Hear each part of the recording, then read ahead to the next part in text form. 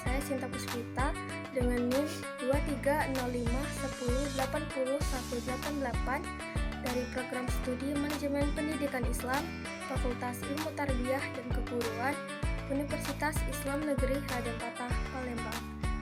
Baiklah, di sini saya akan memaparkan materi mata kuliah Ilmu Pendidikan Islam dengan dosen pengampu Ibu Herlina MPDI. Berikut ini adalah daftar materi yang akan dipaparkan selama presentasi ke depan. Yang pertama, konsep dasar pendidikan Islam. Pengertian pendidikan Islam. Pendidikan Islam adalah segala usaha untuk memelihara dan mengembangkan fitrah manusia, serta sumber daya manusia yang ada padanya dan menuju terbentuknya manusia seutuhnya dengan syariat dan norma-norma Islam. Pendidikan Islam mempersiapkan manusia untuk mengenal, memahami, menghayati, dan meyakini ajaran Islam dengan syarat harus menghormati pemeluk agama lain dalam hubungan antar agama guna terciptanya persatuan dan kesatuan umat. Dasar-dasar pendidikan Islam dapat dikelompokkan bahwa dasar-dasar pendidikan Islam adalah sebagai berikut. Yang pertama, berdasarkan Al-Quran. Kedua, Sunnah Nabi. Ketiga, ijtihad. Keempat, kemaslahatan masyarakat. Kelima, nilai-nilai adat dan istiadat, serta kebiasaan-kebiasaan sosial. Dan yang terakhir, hasil pemikiran Islam. Fungsi pendidikan Islam.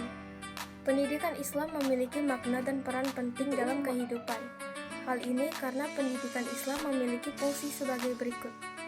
Yang pertama, sebagai upaya membentuk seseorang harus melalui proses panjang yang tidak serta-merta diketahui hasilnya. Secara khusus, pendidikan Islam yang bersumber dari nilai-nilai agama Islam mengembangkan pengetahuan dan keterampilannya sejalan dengan nilai-nilai Islam dan proses perjuangannya. Islam adalah agama yang diturunkan oleh Allah dengan tujuan keselamatan dan kemakmuran untuk kebahagiaan hidup di akhirat.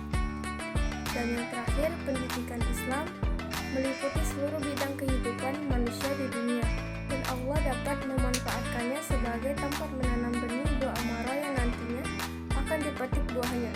Teori, hipotesis, dan asumsi-asumsi kependidikan yang bersumber dari ajaran-ajaran Islam. Materi selanjutnya yaitu tujuan pendidikan Islam. Pengertian tujuan pendidikan Islam dan fungsinya. Tujuan pendidikan Islam adalah segala berbagai macam definisi oleh para ahli. Yang pertama, menurut Ibnu Khaldun, beliau mengartikan tujuan pendidikan Islam adalah tujuan yang memiliki sifat dunia dan akhirat yang hendaklah membuat seseorang taat kepada Allah, serta mampu untuk melalui berbagai macam masalah yang ada di dalam kehidupan. Menurut pendapat Imam Ibnu Taimiyah, beliau mengatakan tujuan-tujuan pendidikan Islam berlandaskan 4 aspek, yaitu yang pertama, menanamkan nilai-nilai tauhid atau mengesahkan Allah dengan cara memahami serta mengkaji firman-firman-Nya yang ada di dalam Al-Quran. Yang kedua, mencoba mengetahui ilmu-ilmu Allah dengan cara memahami kebenaran dari makhluk-makhluk yang telah diciptakannya.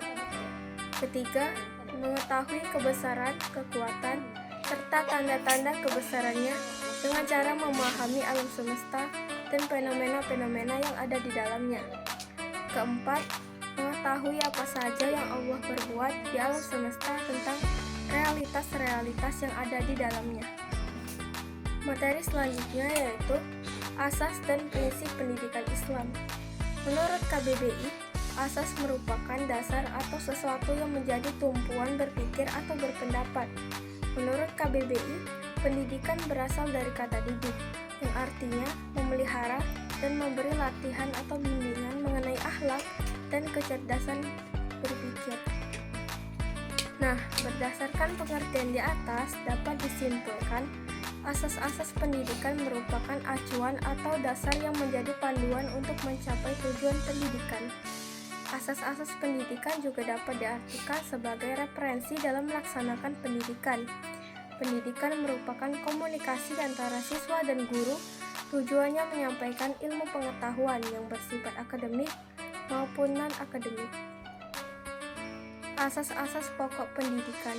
Mengenai pendidikan, ada 3 asas pokok pendidikan yang menjadi pedoman dalam perencanaan dan pelaksanaan nasional, yaitu yang pertama, asas Tut-Wuri Handayani, yang kedua, asas belajar sepanjang hayat, dan yang ketiga, asas kemandirian dalam belajar.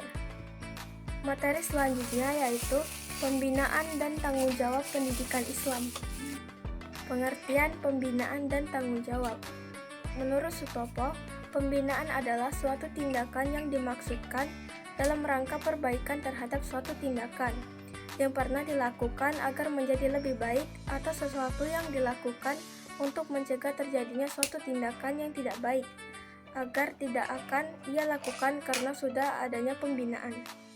Adapun teknik-teknik pembinaan diantaranya adalah sebagai berikut. Yang pertama, pengembangan siswa. Yang kedua, disiplin. Yang ketiga, penghargaan. Keempat, keselamatan. Dan yang terakhir, kelima, kesehatan. Tanggung jawab pendidikan Islam. Pengertian tanggung jawab.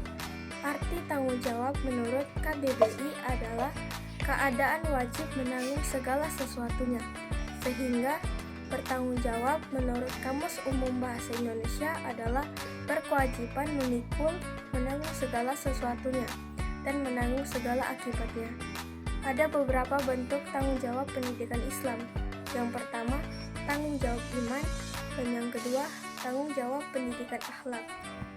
Materi selanjutnya yaitu alat-alat pendidikan Islam. Pengertian alat pendidikan Islam.